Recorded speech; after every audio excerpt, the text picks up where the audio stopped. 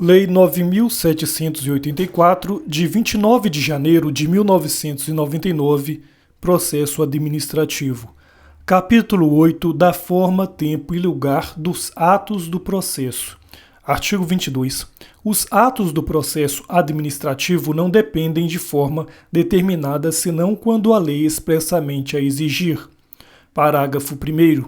Os atos do processo devem ser produzidos por escrito em vernáculo com a data e o local de sua realização e a assinatura da autoridade responsável. Parágrafo 2º. Salvo imposição legal, o reconhecimento de firma somente será exigido quando houver dúvida de autenticidade. Parágrafo 3º. A autenticação de documentos exigidos em cópia poderá ser feita pelo órgão administrativo.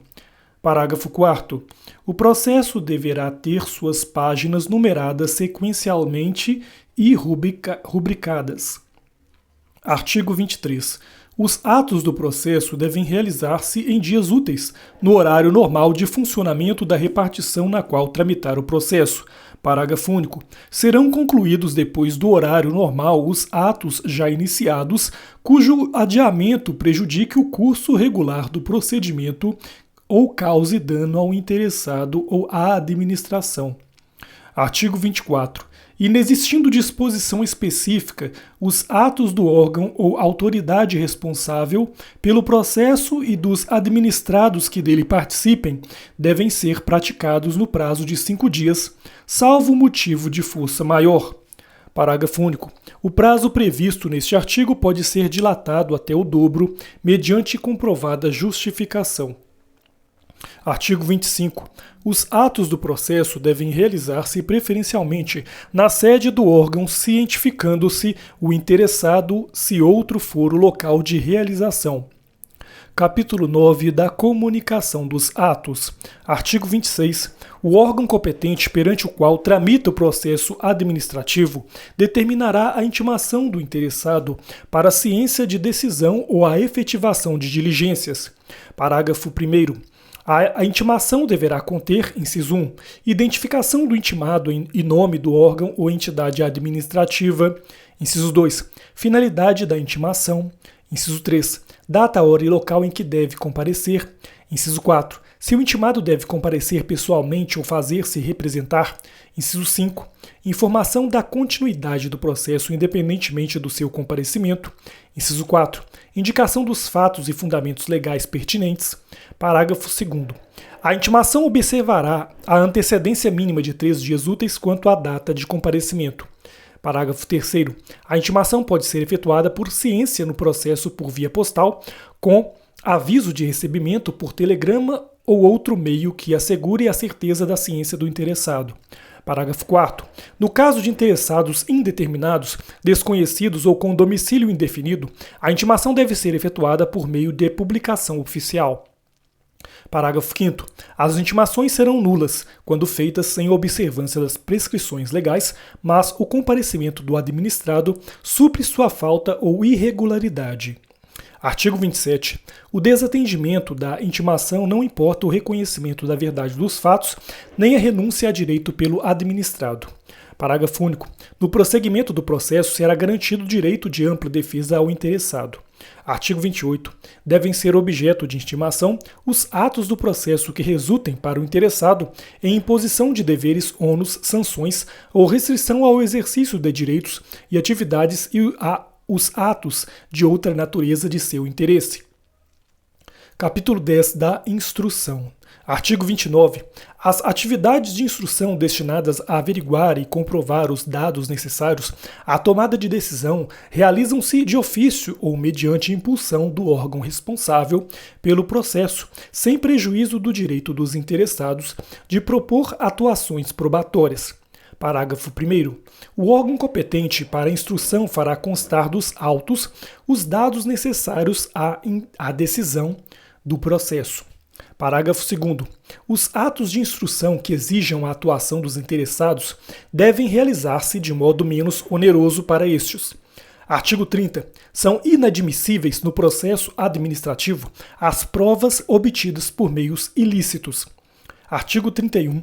Quando a matéria do processo envolver assunto de interesse geral, o órgão competente poderá, mediante despacho motivado, abrir período de consulta pública para a manifestação de terceiros antes da decisão do pedido, se não houver prejuízo para a parte interessada. Parágrafo 1º. A abertura da consulta pública será objeto de divulgação pelos meios oficiais, a fim de que pessoas físicas ou jurídicas possam examinar os autos, fixando-se prazo para oferecimento de alegações escritas. Parágrafo 2º. O comparecimento à consulta pública não confere por si a condição de interessado do processo, mas confere o direito de obter da administração resposta fundamentada que poderá ser comum a todas as alegações substancialmente iguais. Artigo 32. Antes da tomada de decisão, a juízo da autoridade diante da relevância da questão, poderá ser realizada audiência pública para debates sobre a matéria do processo. Artigo 33. Os órgãos e entidades administrativas em matéria relevante poderão estabelecer outros meios de participação de administrados, diretamente ou por meio de organizações e associações legalmente reconhecidas. Artigo 34. Os resultados da consulta e audiência pública e de outros meios de participação de administrados deverão ser apresentados com a indicação do procedimento adotado. Artigo 35. Quando necessária a instrução do processo, a audiência de outros órgãos ou entidades administrativas poderá ser realizada em reunião conjunta com a participação de titulares ou representantes dos órgãos competentes, lavrando-se a respectiva ata a ser juntada aos autos. Artigo 36. Cabe ao interessado a prova dos fatos que tenha alegado, sem prejuízo do dever atribuído ao órgão competente para a instrução e do disposto no artigo 37 desta lei. Artigo 37. O interessado declarar que fatos e dados estão registrados em documentos existentes da própria administração responsável pelo processo ou em outro órgão administrativo, o órgão competente para a instrução proverá de ofício a obtenção dos documentos ou das respectivas cópias. Artigo 38. O interessado poderá, na fase instrutória e antes da tomada da decisão, juntar documentos e pareceres, requerer diligências e perícias, bem como aduzir alegações referentes à matéria objeto do processo. Parágrafo 1º. Os elementos probatórios deverão ser considerados na motivação do relatório e da decisão. Parágrafo 2º. Somente poderão ser recusadas, mediante decisão fundamentada, as provas propostas pelos interessados quando sejam ilícitas, impertinentes, desnecessárias ou protelatórias. Artigo 39. Quando for necessária a prestação de informações ou a apresentação de provas pelos interessados ou terceiros, serão expedidas intimações para esse fim, mencionando-se data, prazo, forma e condições de atendimento. Parágrafo único. Não sendo atendida a intimação, poderá o órgão competente, se entender relevante a matéria, suprir de ofício a omissão, não se eximindo de proferir a decisão.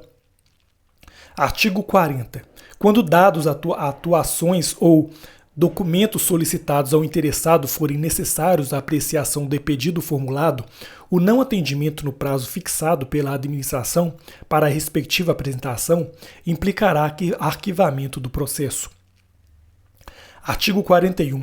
Os interessados serão intimados de prova ou diligência ordenada com antecedência mínima de 3 dias úteis, mencionando-se data, hora e local de realização. Artigo 42. Quando deva ser obrigatoriamente ouvido um órgão consultivo, o parecer deverá ser emitido no prazo máximo de 15 dias, salvo norma especial ou comprovada necessidade de maior prazo. Parágrafo 1º. Se um parecer obrigatório e vinculante deixar de ser emitido no prazo fixado, o processo não terá seguimento até a respectiva apresentação, responsabilizando-se quem der causa ao atraso. Parágrafo 2º.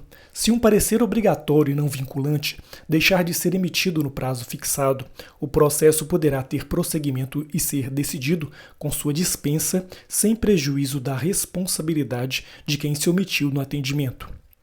Artigo 43.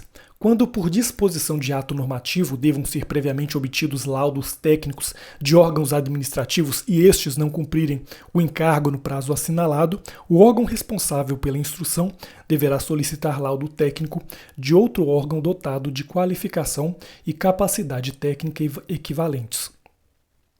Artigo 44. Encerrada a instrução, o interessado terá o direito de manifestar-se no prazo máximo de 10 dias, salvo se outro prazo for legalmente fixado. Artigo 45. Em caso de risco iminente, a administração pública poderá motivadamente adotar providências acauteladoras sem a prévia manifestação do interessado. Artigo 46. Os interessados têm direito à vista do processo e a obter certidões ou cópias reprográficas dos dados e documentos que o integram, ressalvados dados e documentos de terceiros protegidos por sigilo ou pelo direito à privacidade, à honra e à imagem. Artigo 47.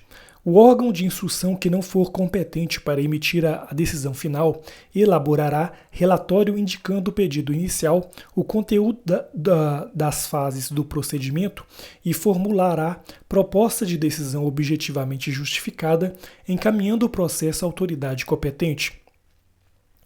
Capítulo 11 do dever de decidir. Artigo 48.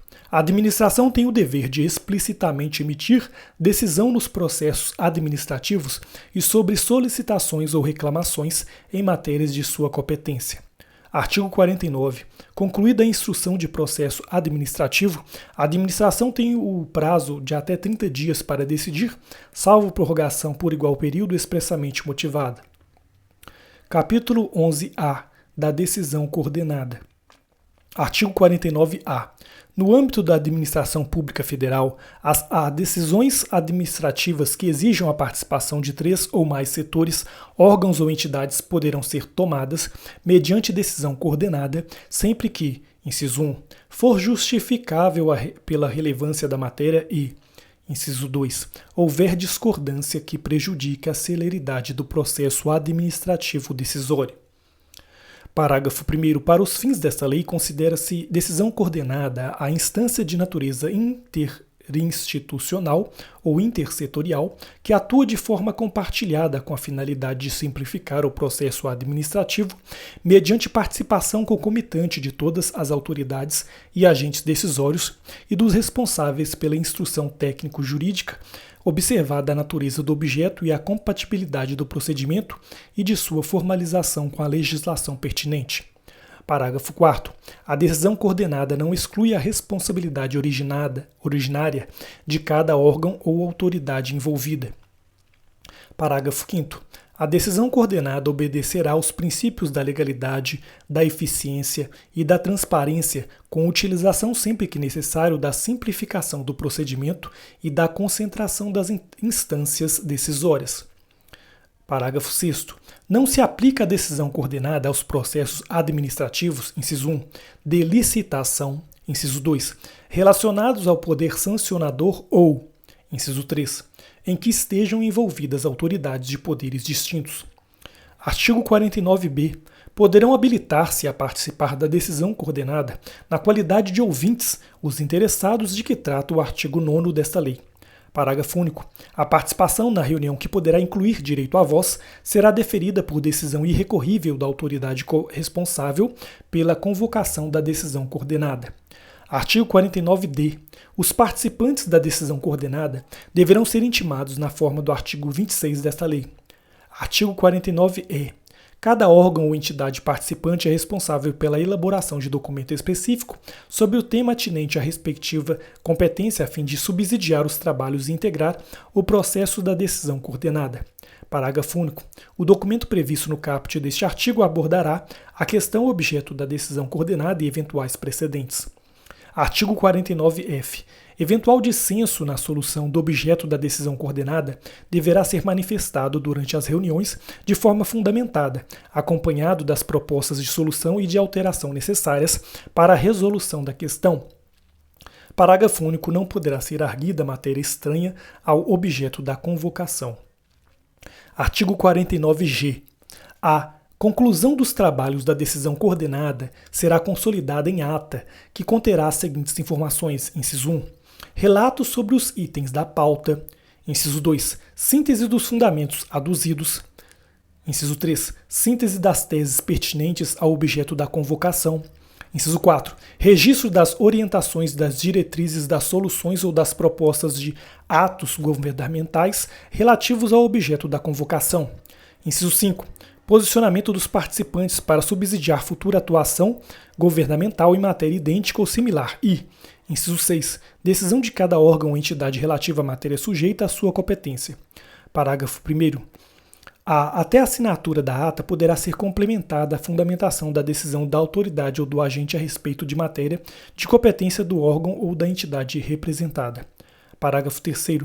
A ata será publicada por extrato no Diário Oficial da União, do qual deverão constar, além do registro referido no inciso 4 do caput deste artigo, os dados identificadores da decisão coordenada e o órgão e o local que se encontra a ata em seu inteiro teor, para conhecimento dos interessados.